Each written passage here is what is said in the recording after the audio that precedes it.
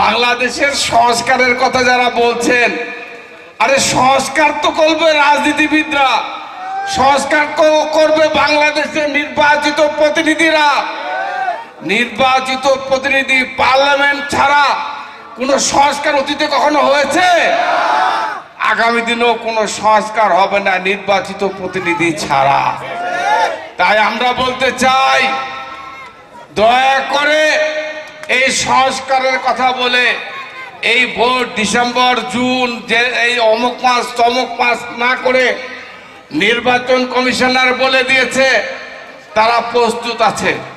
আমরা চাই বাংলাদেশের মানুষ এই মুহূর্তে ভোট দিয়ে বাংলাদেশের তাদের পছন্দের প্রার্থী, তারা যাকে ভালোবাসে, যারা তাদের দুঃখে কষ্টে তাদের পাশে ছিল, তাদের প্রিয় নেতাকে ভোট দিতে পারে না এই 20 বছর 25 বছর, তাদের সেই প্রিয় প্রার্থীকে অতি সত্বর ভোট দিয়ে নির্বাচিত করতে চায়। এই জন্য একটা নির্বাচনের তারিখ দরকার। উৎসবের খুশি হবে নগদে বেশি, কারণ ঘন্টায় ঘন্টায় আছে গিফট জেতার সুযোগ। আমরা 17 বছর কষ্ট করেছি, করে নাই?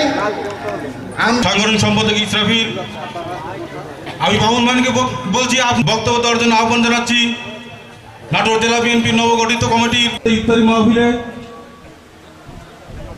আজকের প্রধান মা বোনেরা, আসসালামু আলাইকুম।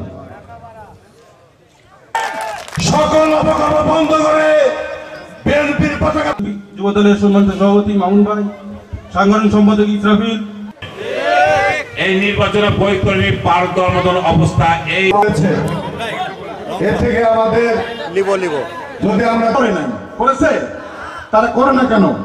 চেষ্টা করেছিল প্রিয় ভাইরা, আপনারা দেখেছেন।